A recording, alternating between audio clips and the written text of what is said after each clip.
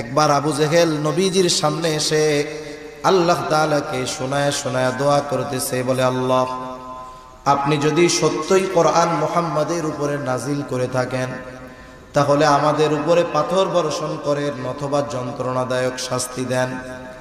আবু জেহেল নবীজিকে শোনায়া শোনায়া আল্লাহ তাআলার কাছে দোয়া করে। কথা হলো, ওর যদি পাথর বর্ষণ নিতে মন চায়, যন্ত্রণাদায়ক শাস্তি নিতেই মন চায়, তাইলে নবীজিকে শ্রবণ করানোর দরকার কি? গোপনে আল্লাহর কাছে বললেই তো হলো, ঠিক না?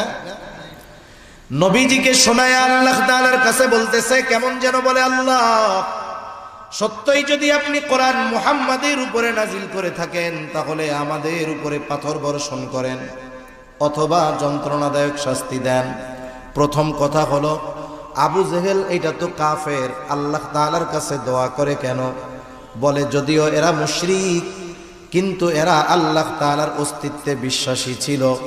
এ কথা আমার নয়, স্বয়ং আল্লাহ তাআলাই কোরআনুল কারীমের মধ্যে বলেন, ওয়ালা ইন সাআলতাহুম মান খালাকাস সামাওয়াতি ওয়াল আরদ।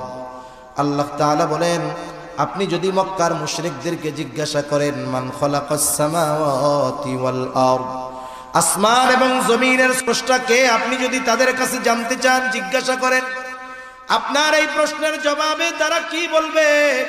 আল্লাহ তাআলা দুইটা তাকিদ যোগ করে বলেন, লা ইয়াকুলুনাল্লাহ, অবশ্যই অবশ্যই তারা বলবে আসমান এবং জমিনের স্রষ্টা হলেন আল্লাহ।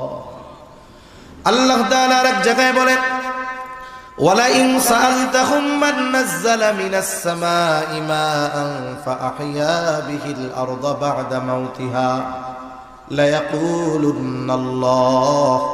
আপনি যদি তাদের জিজ্ঞাসা করেন মান নাযালা মিনাস সামাই মাআ, কে আসমান হতে পানি বর্ষণ করে, কে বৃষ্টি দেয়, শুধু তাই না, ফাআহইয়া বিহিল আরদা বা'দা মাউতিহা, ওই বর্ষিত পানির দ্বারা কে মৃত জমিনকে পুনরুজ্জীবিত করে, অর্থাৎ শুকনা ফেটে চাষাবাদের অনুপযুক্ত ওই জমিনটাকে কে বৃষ্টির পানির মাধ্যমে চাষাবাদের উপযুক্ত করে তোলে। ওরা ওদের দেব দেবীদের কথা বলবে না, এই প্রশ্নের জবাবে কি বলবে?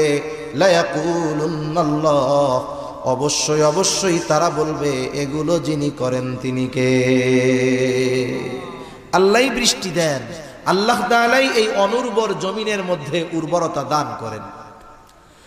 আল্লাহ তাআলা আর এক জায়গায় বলেন, ওয়ালা ইন সাআলতাহুম মান খালাকাহুম লা ইয়াকুলুনাল্লাহ। আপনি যদি মক্কার মুশরিকদের